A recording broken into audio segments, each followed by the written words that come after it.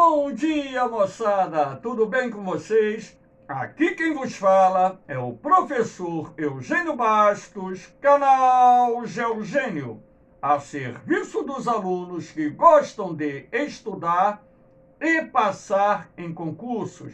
Moçada, vamos fortalecer o canal, se inscrevam no canal, deixa aquele like, compartilhe o vídeo e ajude o professor Eugênio Bastos a democratizar o ensino da geografia. Moçada, no nosso encontro de hoje, iremos falar sobre o processo de desertificação em território brasileiro. Espero que vocês gostem dessa aula e que possa auxiliar na preparação de todos para os concursos que venham fazer. Então vamos ao nosso encontro. Aqui começamos a nossa aula mostrando o mapinha do Brasil, onde é possível perceber que o processo de desertificação ele ocorre de forma mais acentuada na região nordeste do país. Sendo assim, o Nordeste é a principal região geográfica do Brasil, onde os núcleos de desertificação estão em andamento. E aqui, pela legenda, podemos perceber que existem algumas áreas onde esse processo é muito grave. Essas áreas assinaladas aqui pela tonalidade marrom, no norte da Bahia, no interior da Paraíba, no sul do Rio Grande do Norte, no oeste e sul da Paraíba, e também nós temos no sul do Ceará, assim como no oeste do estado de Pernambuco, áreas onde os núcleos de desertificação estão avançando num ritmo bastante acelerado. Nós temos na tonalidade verde abacate as áreas onde os núcleos de desertificação são graves, na cor verde mais escura, onde os núcleos de desertificação são moderados, na parte vermelha, núcleos de desertificação, e nas áreas verdes aqui, nessa tonalidade mais clarinha, áreas de atenção especial, onde os núcleos de desertificação poderão se formar nos próximos anos, principalmente aqui no estado de Tocantins, onde inclusive se diz que existe o chamado deserto de Jalatão. Não é um deserto, é uma região arenosa que está em plena expansão, mas que hoje já é chamado de deserto do Jalatão. Então, moçada, nós vamos ver quais são os fatores responsáveis pela formação dos desertos no território brasileiro. Lembrando que esses fatores também são responsáveis pelos processos de desertificação que estão avançando em várias partes do mundo. Temos uma aula sobre o processo de desertificação mundial e essa aula de hoje é dedicada ao processo de desertificação que está em curso no território brasileiro. Sendo assim, vamos ver aqui, ó. Nós temos no Piauí o deserto de Gil-Bués, onde você pode perceber por essa imagem que o processo de degradação do solo, isso se deve em função do manejo inadequado da terra para as atividades agrárias, sejam elas destinadas à agricultura, como também à pecuária extensiva. Então, nessa região de Gil-Bués, os solos são frágeis e muito vulneráveis ao processo de desertificação. Lembrando que boa parte do estado do Piauí apresenta o clima tropical subúmido, aquele que alterna uma estação chuvosa no verão com uma estação seca no inverno. Todavia, no sudeste do Piauí, nós temos uma área dominada pelo clima tropical semiárido. É justamente nessa área dominada pelo clima tropical semiárido onde o manejo inadequado do solo no município de Gilboés tem contribuído para a formação de um núcleo de desertificação. Uma outra região em desertificação encontra-se no município de Seridó, no Rio Grande do Norte. Então, por aqui você pode perceber o solo rachado. Isso é um fenômeno comum nas áreas em que você tem um longo período seco. O solo ele fica rachado, mas na medida em que também os processos utilizados pelo homem, como por exemplo a pecuária extensiva e a agricultura, seja ela comercial, seja ela de subsistência, sem adotar os devidos procedimentos de proteção ao solo, tem contribuído para a formação dos núcleos de desertificação também no município de Seridó, lá no Rio Grande do Norte, que é um dos municípios mais afetados pelo processo de desertificação no território brasileiro. Aqui nós temos a questão do desmatamento da Caatinga. Observa só o solo totalmente extorquido, com apenas algumas manchas de vegetação, derivado do desmatamento feito por produtores rurais que acabam contribuindo para a degradação do solo.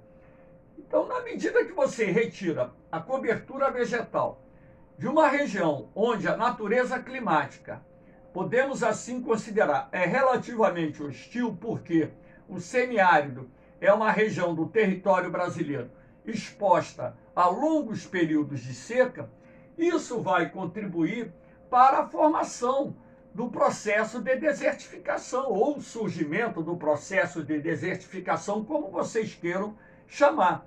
Então, esse processo de degradação do solo, ele vai ser resultado do que nós chamamos de erosão laminar ou erosão superficial ou erosão de lençol, enfim.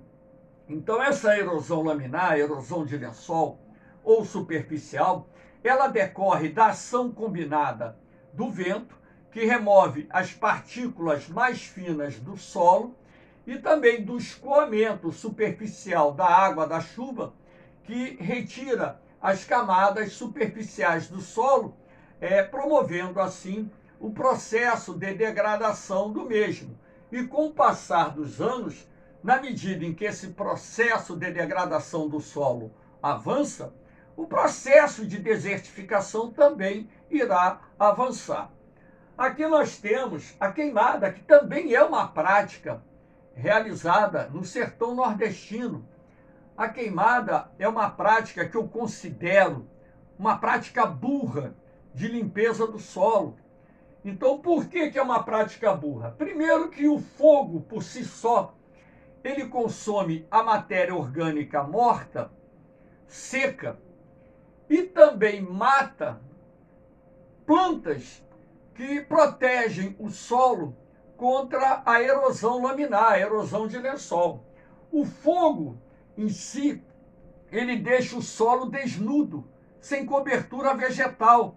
Ora, se o solo fica descoberto, é mais facilmente removido pelo escoamento superficial da água da chuva e também pela ação do vento.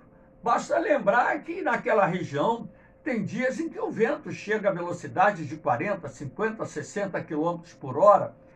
E além do mais, o fogo mata os organismos vivos que desempenham um papel importantíssimo na reposição de nutrientes no solo.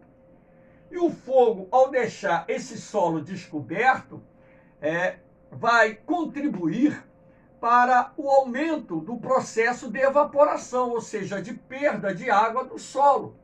Sendo assim, você terá um rebaixamento do lençol freático. Basta lembrar que em parte do sertão nordestino, os solos são rasos e pedregosos.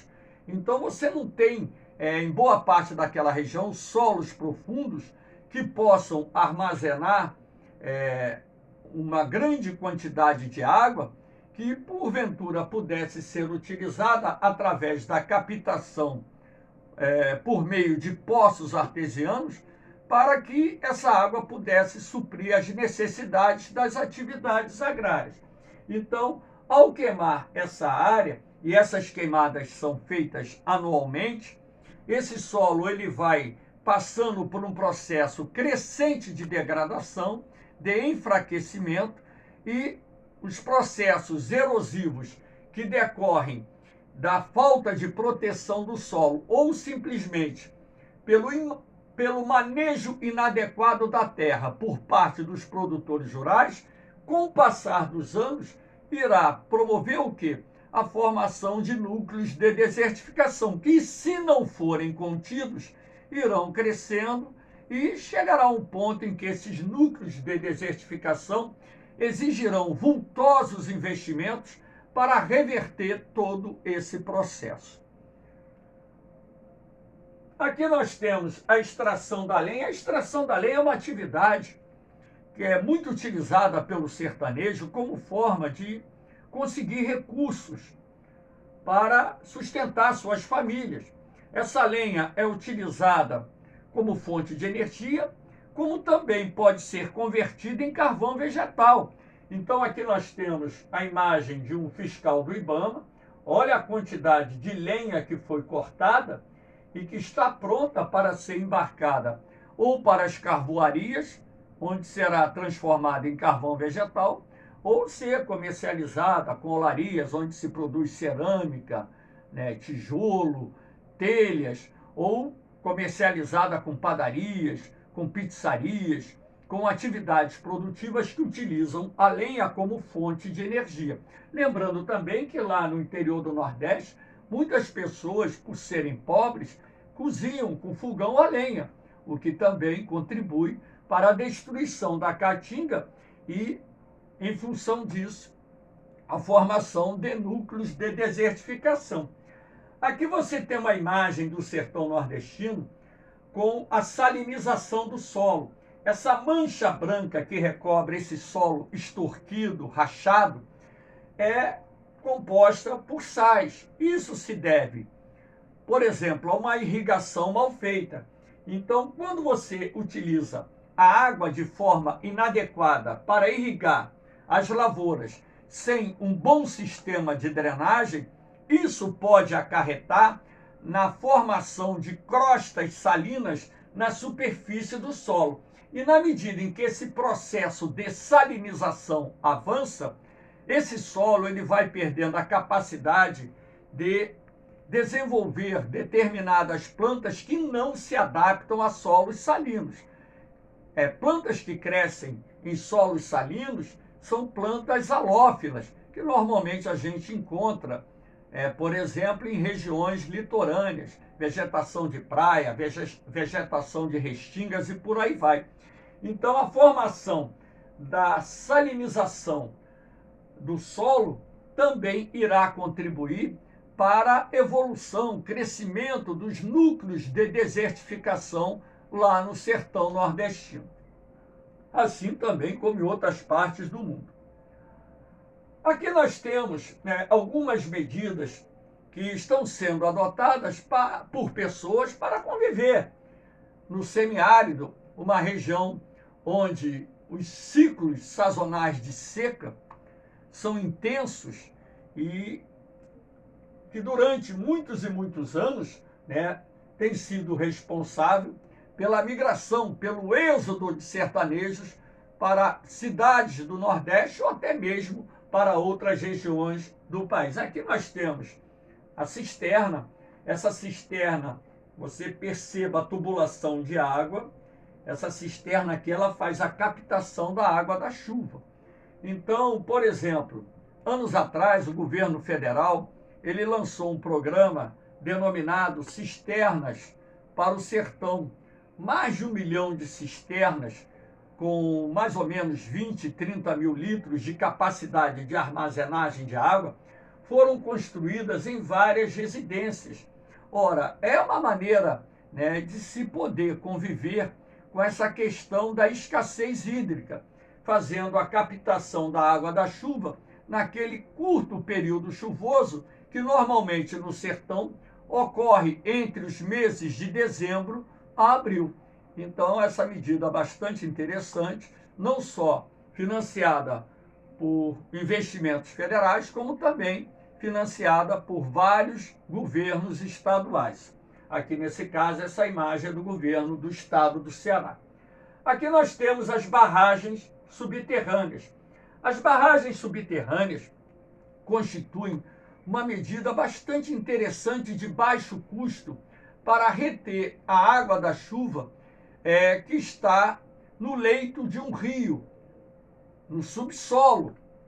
Então, de que forma isso funciona? Eu montei um desenhozinho aqui para mostrar a vocês como é interessante a construção de barragens subterrâneas. Então, vou voltar aqui um minuto só para mostrar a vocês essa vala, que é aberta com auxílio de uma retroescavadeira. Então, se escava a vala até a rocha matriz, aquela rocha impermeável. E você vai forrar a base lá embaixo e a parede com uma lona de polietileno de alta resistência. E depois você basta cobrir essa estrutura aqui. Então aqui você tem, através do desenho, essa vala, essa faixa preta aqui representa a abertura da vala, que já está coberta pela manta de polietileno de água de alta resistência. Então, por exemplo, você constrói uma barragem subterrânea no leito de um rio de margem a margem. Então, você escava, através de uma retroescavadeira, você escava o solo até a rocha matriz e na parede inversa ao fluxo da água, inversa que eu digo, a água está correndo nesse sentido. Então, você vai cobrir essa parede de terra aqui com a manta de polietileno de alta resistência. E, posteriormente, irá cobrir com solo. Ora, se essa manta é impermeável, a água que está aqui no lençol freático, ela não vai se deslocar, ela vai ser retida por essa barreira subterrânea. Isso fará com que o nível do lençol freático aumente e que o produtor rural ele consiga, mesmo durante longos períodos de seca, produzir alimentos. Aqui eu coloquei a mandioca, aqui temos uma plantação de mandioca, aqui um poço artesiano que faz a captação dessa água, que não é utilizada única, exclusivamente para irrigação da lavoura, mas também água que será destinada aos animais que são criados na propriedade e o abastecimento da família ou das famílias que, porventura, residam nessa propriedade. Então, a construção de barragens subterrâneas tem sido estimulada lá no Nordeste.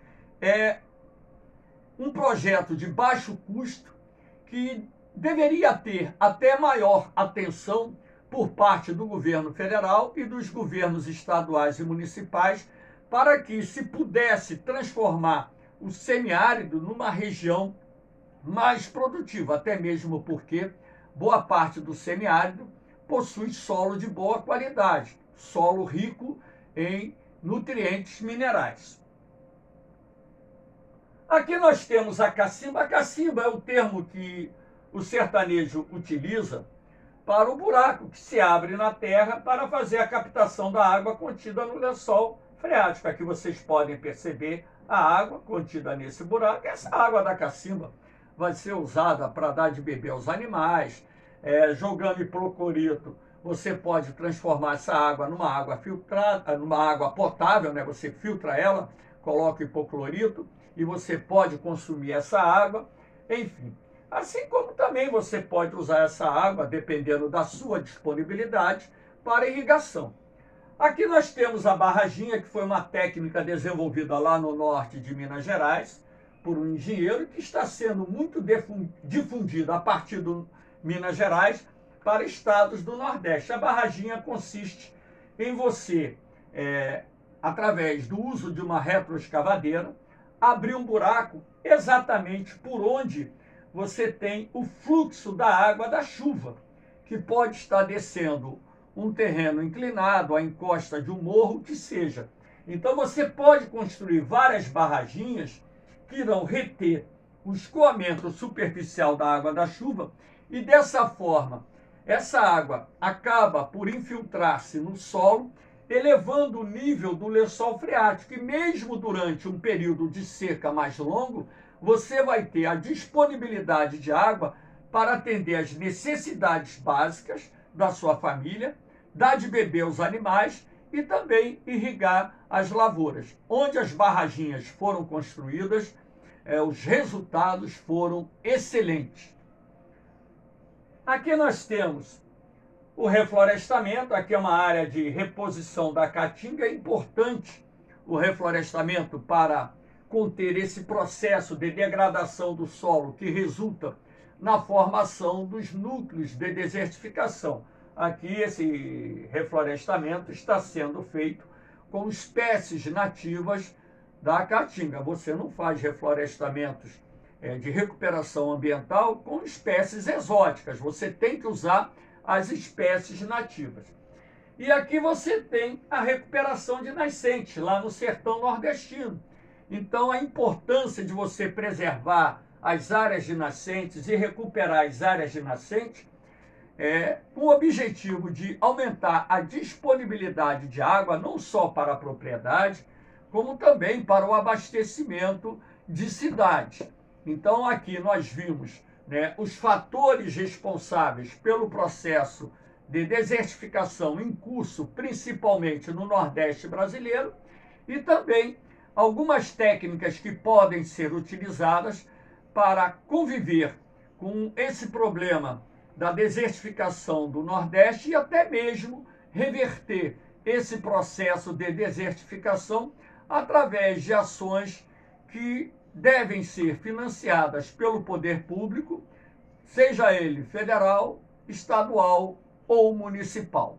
Moçada, espero que vocês tenham gostado do nosso encontro. Deixem seus comentários, tirem suas dúvidas e ajudem o professor Eugênio Bastos a democratizar o ensino da geografia.